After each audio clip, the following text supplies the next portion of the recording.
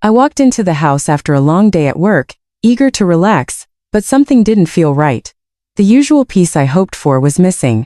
As I passed by our small office, there he was, Greg, my husband, sitting at the desk, papers spread out in front of him. And not just any papers, my personal files, bank statements, and journals. The realization hit me like a punch. My heart pounded as I tried to make sense of what he was doing. What are you doing, Greg? I asked, my voice quivering with a mix of anger and disbelief. He looked up slowly, not the least bit apologetic. Just checking on things, Emma.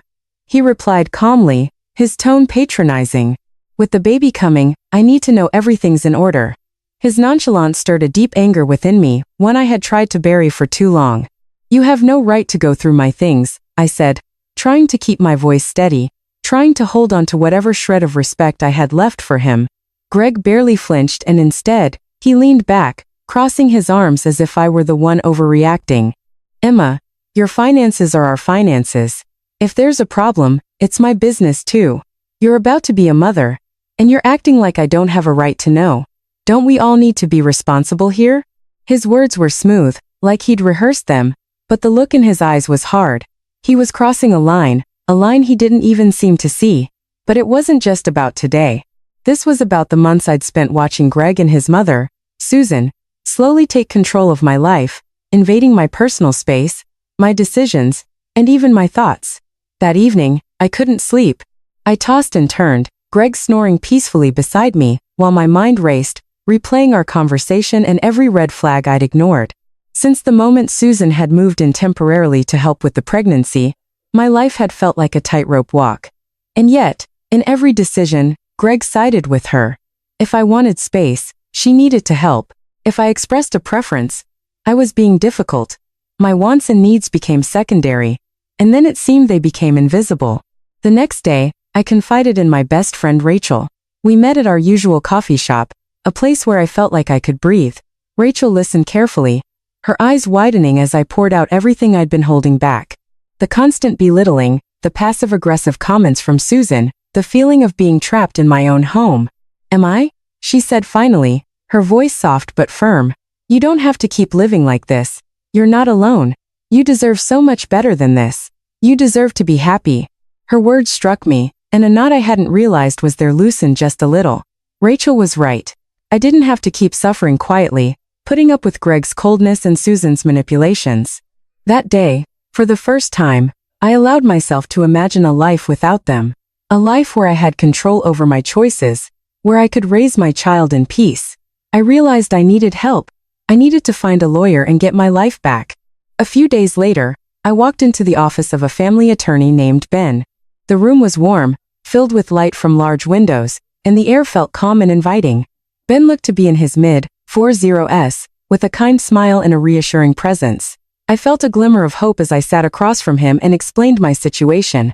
I feel like I'm constantly being watched, I said, my voice breaking as I described Susan's overbearing presence, Greg's constant siding with her, and how they both managed to isolate me from friends and family. It's like they're trying to erase me. Ben listened intently, nodding with understanding. When I finished, he leaned forward. Am I? You're very brave for coming here today, he said. You're taking a necessary step for well-being, and your child's. But be prepared, standing up to them won't be easy. They'll likely fight this. I'm ready, I replied, and in that moment, I meant it. I can't keep living like this. In the following weeks, Rachel helped me gather documents and create a plan. Each piece of evidence, every journal entry, every carefully saved message felt like a piece of armor. There were nights when I felt like I couldn't go on, when the weight of my decision threatened to pull me under. But each time, I thought of my future and I thought of my baby. One night, I sat down with my parents and told them everything. They had sensed something was wrong, but they hadn't known the extent. Their support was unwavering, and the pride in my father's eyes as he told me, "You're stronger than you know, Emma," gave me the resolve I needed. Finally, the day of the hearing arrived. I barely slept, my stomach a bundle of nerves as I walked into the courthouse with Rachel and Ben beside me. The waiting area was filled with people, all facing their own battles. I tried to steady my breathing, reminding myself that this was my fight for freedom, for my life back. Greg and Susan were already seated when I entered the courtroom. Greg's face was hard, expressionless, while Susan's gaze was cold and sharp, her eyes calculating. She looked at me as though I were a stranger, but that's exactly what I'd become to her. I wasn't the submissive woman she wanted me to be. Ben leaned over and whispered, "Remember, Emma, you're here to tell your story, to claim back what's yours." I took a deep breath, feeling my strength return. I was ready. When it was my turn to speak, I walked to the stand, my legs trembling, but my mind sharp. I took a deep breath and started from the beginning. I married Greg because I loved him, and I thought we could build a life together. But things changed. I said, my voice steady. His mother moved in without asking me. Suddenly, every decision I made seemed to be a problem. I was treated like an outsider in my own home. The words came easier now, and I continued describing the feeling of being pushed aside, of constantly being watched, of having every choice questioned and overruled. I shared how Susan would criticize every decision I made, how Greg would defend her no matter what, and how I'd been locked out of my own life. The judge listened intently, her gaze focused and empathetic. "This isn't just about a house or a marriage," I said, fighting back tears. "It's about the right to live freely and to raise my child in a home where I'm respected, where I'm safe." Greg's lawyer presented his side, painting me as overly sensitive, accusing me of trying to separate Greg from his family. They claimed Susan was only trying to help. But when I looked at the judge, I saw that she was listening, really listening to my words.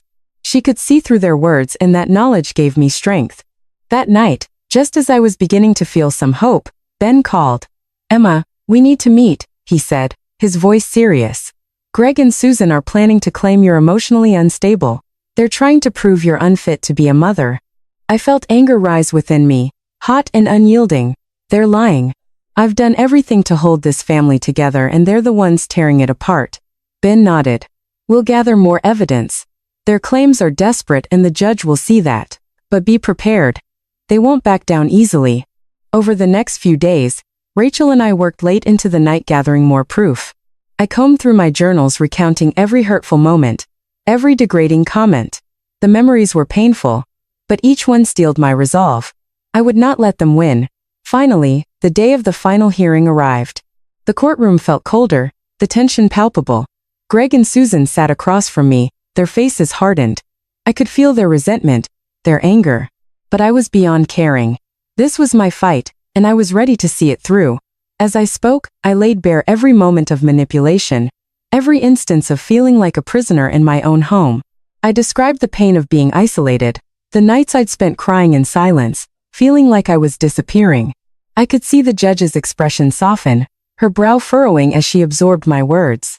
Finally, Greg's lawyer tried once more, repeating their claims of my supposed instability. But I saw the judge's expression shift. She wasn't buying it. When the judge delivered her verdict, her voice was calm but firm. "Based on the evidence and testimonies, I find that Emma has endured emotional abuse and manipulation. I am granting her full custody of her child and sole ownership of the home." The relief washed over me, so powerful I thought I might collapse. I'd won. I was free. In the weeks that followed, I moved back into my house, my true home, and started redecorating, reclaiming my space. Every brushstroke of paint, every new piece of furniture felt like a step forward, a small victory in rebuilding my life. And as I stood in what was now my baby's nursery, looking out the window with my hand on my growing belly, I whispered a promise to my child. "You'll grow up in a home filled with love and respect, a home where you can be anything you want to be." I knew my journey wasn't over, but I'd finally taken control. I was no longer lost. I was finally truly free.